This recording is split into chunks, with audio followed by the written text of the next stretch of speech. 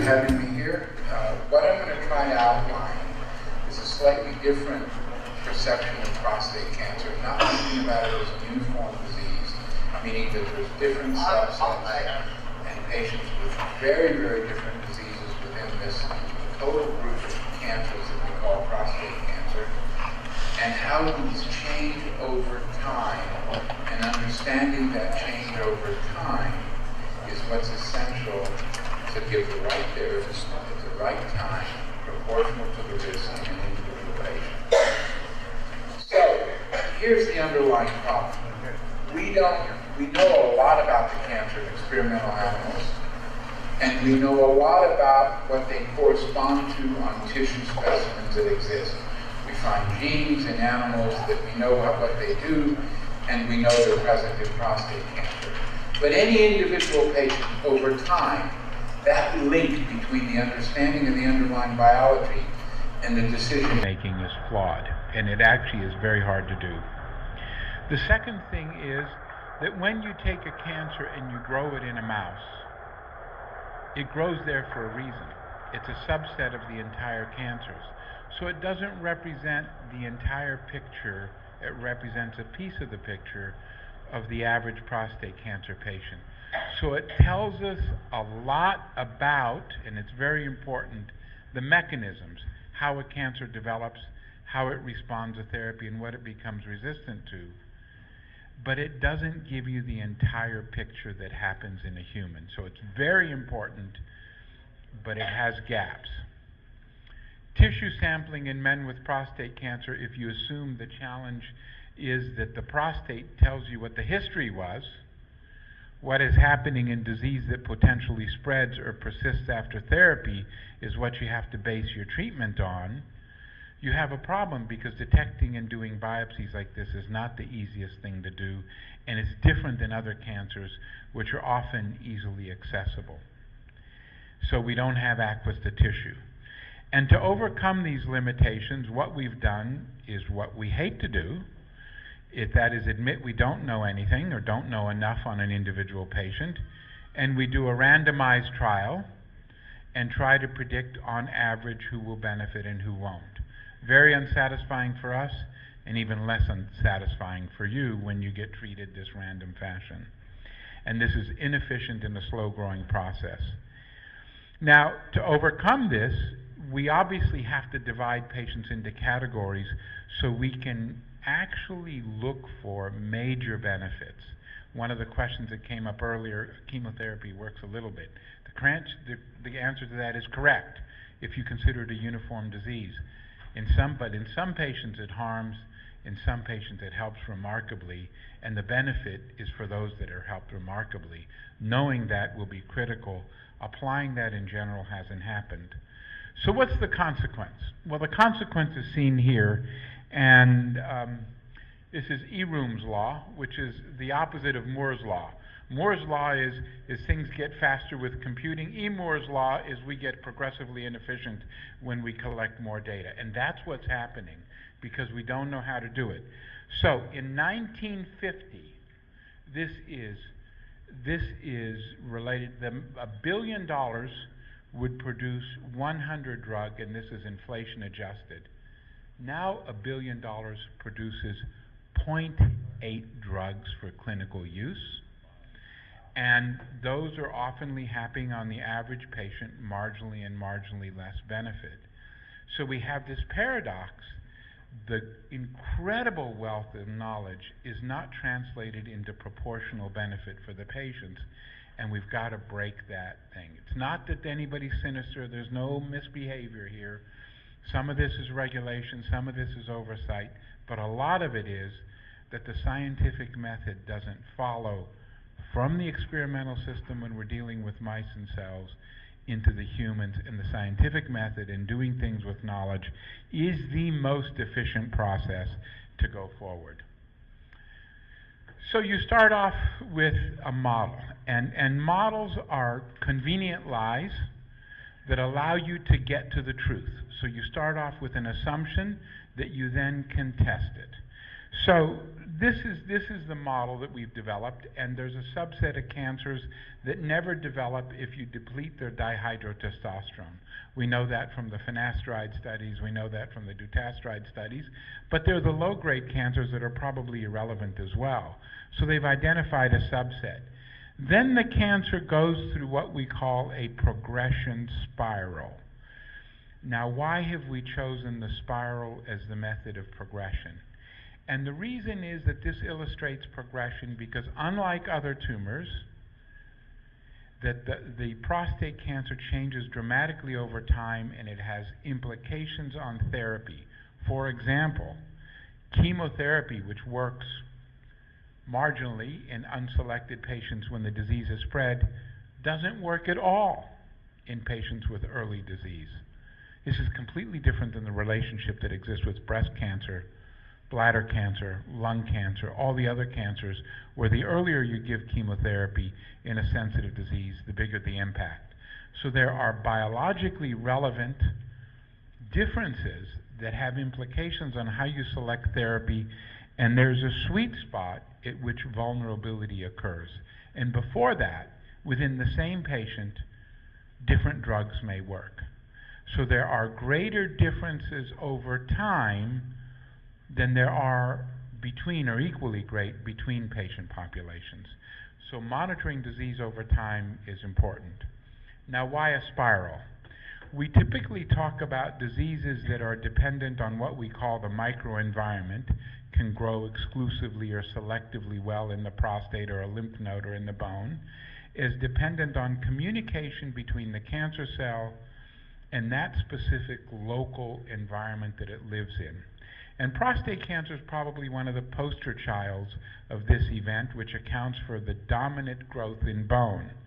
We typically call these vicious cycle, where the cancer cell sends a message to the host, the bone or the lymph node, and in turn it responds with and it's mutually, well, series of vicious cycles that change over time become a spiral.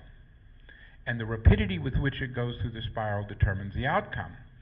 Now, it's shaded here for a reason, because the early part of the spiral is driven by steroid hormones, androgens, male hormones.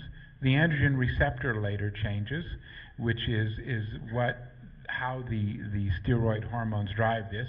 And then eventually it gets more complicated and starts interacting with multiple bone hormones that basically says, if you deplete me of my male hormone, I'm going to search for another site that provides me alternative sources of nutrition to replace it, that I'm going to be dependent on those in the bone. And we have candidates. Finally, over time, the cancer does emerge from this and becomes more aggressive. So, let's talk first about the early portions of the spiral. What we did is we wanted to find out, if you deplete male hormones completely in the tissues, what would the cancer do? And we randomized patients.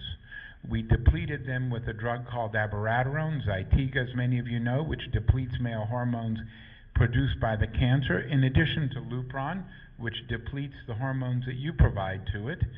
And we did this trial. And what we saw in 3 different measurements of tumor volume, that when you completely depleted the male hormone, or more completely depleted it, there was less cancer volume, either by measuring the entire tumor volume, the tumor cell density, like you're getting bald, how many cells per surface of scalp, the equivalent of that are hair follicles, and an integer of the 2. On each of these 3 measurements, there was a reduction in volume or density of cells. Then we asked ourselves the question that everybody was worried about. If you deplete very, very low male hormones early in a cancer that's aggressive, will you push it to adapt earlier, and will it get worse? Meaning, will you force it to search for nutrition elsewhere in such a way that a cancer that maybe took 5 years to adapt and learn will learn in a year? And that would be a better decline in PSA concentration that ends up being worse for the patient. So people were very worried about it at that time. And what we did, this is called a heat map. But whatever, we saw that there was nothing bad that emerged that said the cancer was going to be more aggressive when you looked at the genes. And in fact, it was all favorable, except one perplexing finding, which we had only knew previously existed in diseases that had spread widely throughout the body, and that was the glucocorticoid receptor, the hormone, an entirely different hormone related to the cortisol, was present in increased amounts. Everything else was favorable in the more treated ones. And when we looked, when we looked closer, we found that this glucocorticoid receptor here was increased, directly related to how aggressive the cancer was by volume, what was left behind, and it correlated with the concentration of it, the hormone that drives it, cortisol, in tissue. So this to us was a little bit of an alarm and pointed us in the direction that even though we more adequately treated the tumor, highly represented in the subset of cancers that didn't go away was this other hormone that was adopting, we thought, or replaced the function of the male hormone transiently, providing an alternative source of nutrition for the cancer in order for it to survive. So, the whole concept that we were studying was, if you really squeeze down the nutritional source of this cancer early, the subset of cancers that are dependent on male hormone will go from being treatable to curable, which is what our hope was, and there was a suggestion that that might happen. And the other cancers will reveal their secret and we'll know what to do with them. So we immediately went to, and now we've completed this first curative intent trial, when we take patients who have had a prostatectomy and their PSA concentration,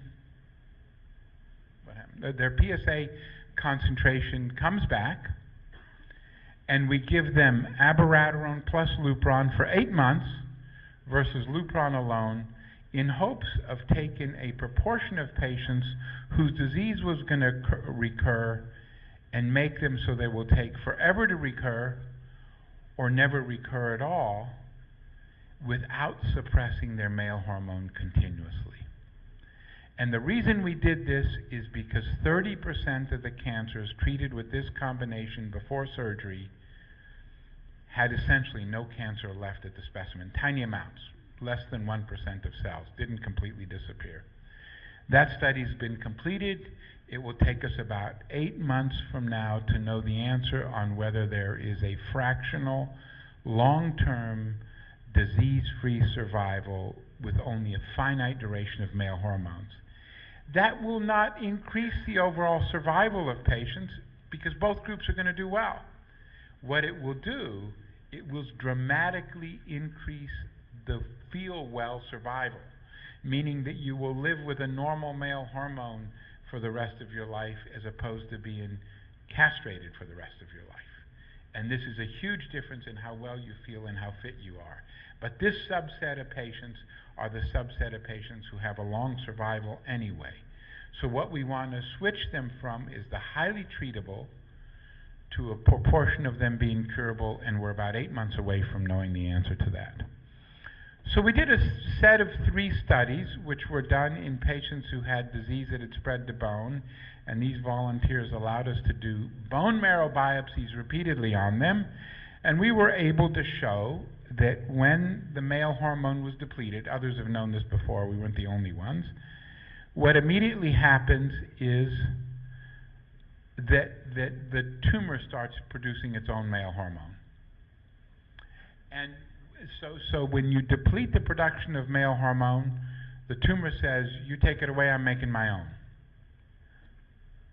When you deplete the production of the male hormone in the tumor cell, which we can measure, and we did measure, what we saw is that the androgen receptor immediately increases. And we saw this in 60 patients where we did biopsies. And the opposite expected effect happened when you blocked the androgen receptor. You immediately saw increased concentrations in the male hormone in the tissues. Now, why is this different than other diseases?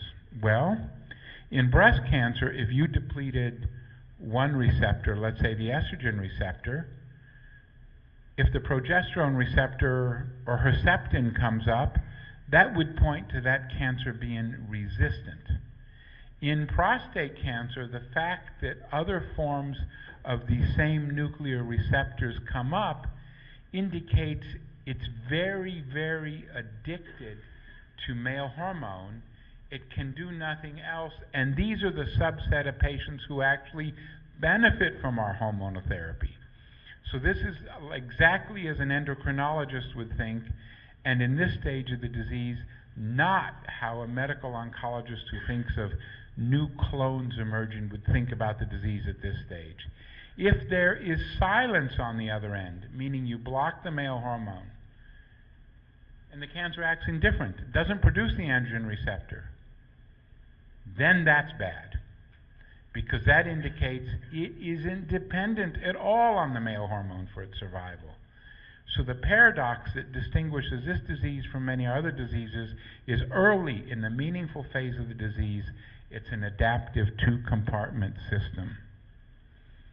So we immediately went, well, we got to give both of these together to see what happens. And of course, here's where people were asking, this is how we do it.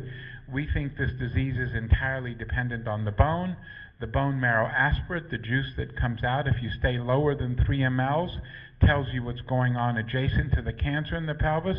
We treat it just as if it were a leukemia. The cells circulate in the marrow, it's dependent there. We think of it like a chronic disease of the bone that's very different than the prostate in its behavior. So we do these biopsies and we can show that on different soluble factors, hormones that are produced in tissues, we can show that if you stay less than 3 mLs, there's a striking gradient for those that are produced in the bone relative to the concentration in the blood. So that allows us to think about what we need to target and what we need to do. Well, with those 3 studies, we observed the following. 2 of them have been published, and the 3rd one will be published soon.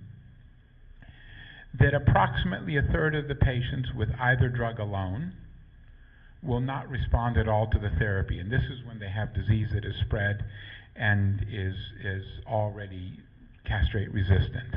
Approximately 1/3, the PSA will drop some, but not dramatically, less than 50%. And approximately 1/3 with either drug alone will have a very gratifying decline in PSA concentration that will stay for a while. When you give both drugs together, in the group of patients who've responded to the therapy, the number of patients who have greater than a 90% reduction in PSA concentration has increased dramatically. So while the overall response rate did not increase, as would be expected if the cancer is indifferent to the male hormone, no matter how much you deplete it, it won't work. In the responding subsets, the quality of the response appeared to be better. So our next question was, can we take the test and identify who those are?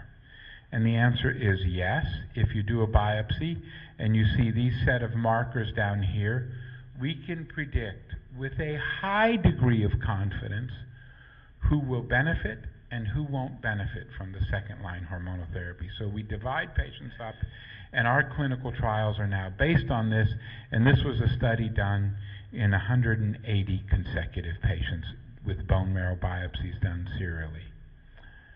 So we asked the question, and we have approval for the following trial. We want to get away from the notion of a randomized trial, and we would like to look for what we call high-impact trials.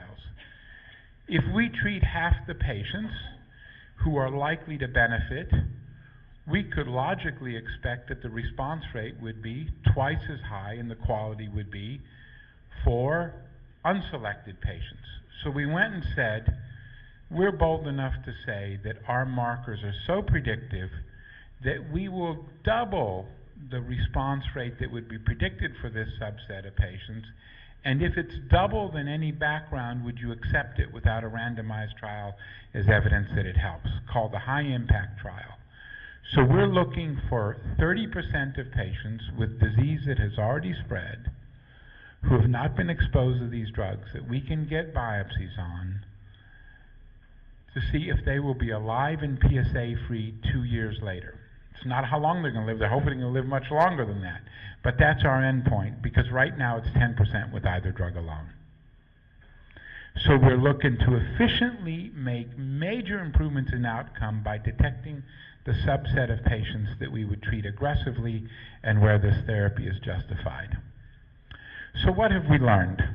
Well, what we learned in that first portion of the spiral is that when you deplete the production of male hormone from the adrenal or gonads, the cancer starts producing its own male hormone. When you deplete androgen biosynthesis, you get androgen receptor come up and you get vice versa. So it's an adaptive system. And that's in the disease that has already spread and already shown that can progress after suppression of male hormone. And the question is, what happens where we want to have a major impact on outcome earlier in the disease, when it's meaningful but hasn't been exposed to all these hormones? Can we expect more? And we asked the question, and we found that the data that I just showed you, that when you add abiraterone to LH in hormone-naive patients, in this study, one study, there was a dramatic increase in improvement in outcome, and sufficiently so that we're trying to have a major impact on outcome in the postoperative setting. And we asked ourselves what we considered to be a logical next question, and people argued, why do you need to give both? One worked, you know it works better, both later, why do you need to do it here? And the answer was because it's a completely different disease early than it is late, and it's like treating two different diseases. So this is the study we did, and here's what we saw that was a paradox. When you give all three drugs, in contrast to the expected further improvement, they actually did poorer. So this confirms and adds to the evidence that the disease early, even though it's meaningful, is different than the disease late. And the basic principle that has served us so well in other cancer types, give chemotherapy, give whatever late, optimize it and give it earlier and expect better outcome, does not apply in a disease that is essentially a different disease in every stage of evolution. And even chemotherapy, when you give earlier, you lose its effect. So I'm told to go early, and what we can see is that the cancer is more aggressive under the microscope. So the complex interactions between the stage of progression and the like determines the outcome. So now, we've had this remarkable event. We give a drug called RAD223, which is a radium emitter. Radium is next to calcium on the periodic table, so it releases the radium in the bone. And what we see is that the patients who get the radium live longer. Surprisingly, their PSAs do not decline. So we have this paradox that people live better longer without a decline in PSA. And what we noticed, I'm told to go through here quickly, is that when you treat a mouse, the bone actually grows, the non-tumor bearing bone, in addition to the tumor bearing bone, grows when you give radium, suggesting that this is blocking the microenvironment and altering the bone in a way which we believe is true. So these are the pathways in bone that we're trying to block, and we expect the profile, when you indirectly attack the tumor, to not be suppression of the PSA, but the equivalent of creating a dam around it so it can't progress, and that's what radium does, and those are the therapies that we have. And I'm going to try to go. Here's another drug that we did the same, and this one's important. We had a mouse growing with the corresponding tumor derived from the patient we treated, and we showed that the mouse and the human behaved the same way, and by treating the mouse the exact same way, what we call a co-clinical trial, we understood what the observation was that happened in humans. And I'm going to go through this quickly. These are called xenografts. We can grow these in mice, so we can grow human tumors in mice and try to understand them. The biggest issue that I wanted to talk, and Dr. Califano mentioned in the background earlier, how do we sample patients serially with all these difficulties in biopsies? And all I can tell you is we can now measure in a significant portion, but not all our patients, the DNA in the blood, and that reveals the secret of the tumor over time. And immunotherapy has become very important with immune checkpoint blockade. And I'm going to just show you one picture here because I'm asked to go through quickly. You can see in the immune cells in the bone that the cancer, prostate cancer, unlike some other cancer, has a completely blocked out area so the immune cells can't infiltrate it. And when we give immune checkpoint blockade with CTLA-4, one checkpoint blockade that blocks the restriction of the immune system, another one immediately comes up, which is, and this one is called VISTA, which is on a macrophage, and we now know we need to block 2 cell types to allow the killer cell to enter in the cancer, and those clinical trials are ongoing. And here's a picture of what you see, where you see the cancer cell and you see these infiltrating lymphocytes that are designed to kill tumor cells have disappeared or are not present. So over time, the cancer becomes more aggressive, and this is the piece I want to get to this quickly. In mice and in man, we find this form of cancer that we now call the aggressive variant, and it's characterized in the corresponding mouse and in the patient by the loss of 3 tumor suppressors and a high proliferation, P53, RB, and P10. Those 3 are lost. And we did a randomized trial because we predicted that these patients would need platinum-based therapy. And this speaks to this, and these are 40% of the patients whose disease is spread. And what you can see is if you give carbazitaxel, one chemotherapy drug alone, the patients who do not have the loss of genes, the non-aggressive disease, do better than those. And this is a randomized trial. If you give the 2-drug combination, you cannot distinguish a difference between the 2. You made the bad cancers behave like the good cancers. And this is indicating that a subset of cancers are in need not only of chemotherapy, but it points to the specific subtype of chemotherapy required. And again, now we can find the blood, the DNA in this, and we can actually predict by the DNA in the blood who's likely to be on this. So how are we going to prove this works? This is the ongoing trial called the Dynamo, Dynamic Allocation of Therapy. And what we do is we treat patients with hormonal therapy. We get a biopsy at the beginning, blood, biopsy after blood. And at each decision point, we see if they respond to hormonal therapy. If they have a certain set of genes that emerge in the blood, we add them chemotherapy. If they don't, we add them on bone-targeting therapies and immunotherapy, and we collect. Finally, there's no solid tumor that we have that we ignore the primary as much as we ignore it in prostate cancer. We have data to suggest, and now there's retrospective studies that seem to support the notion that if you remove or control the prostate, even in the presence of disease that is spread, the outcome is better. And in fact, there's one retrospective study that suggests that the survival improvement with controlling the primary in the presence of disease that is spread has a bigger impact on survival than chemotherapy does in unselected patients. So if control of the primary were a drug, it would have been the most expensive drug we have. So we are trying to develop these trials now, and this is the first completion review of a randomized trial at our place, and what you can see is the emergence of disease that is spread is much earlier and much more aggressive in those patients who have not had a prostatectomy than those who've had a prostatectomy, knowing even they have disease that is spread. So if one uses a PSMA PET or everything else to look in detail to not do a primary, that scan may have harmed you because it will dissuade you from controlling the primary at a time that you don't want that to happen. It may need to be, and it's constantly changing the goalpost. This is the result of a soon-to-open large randomized national trial. So where are we?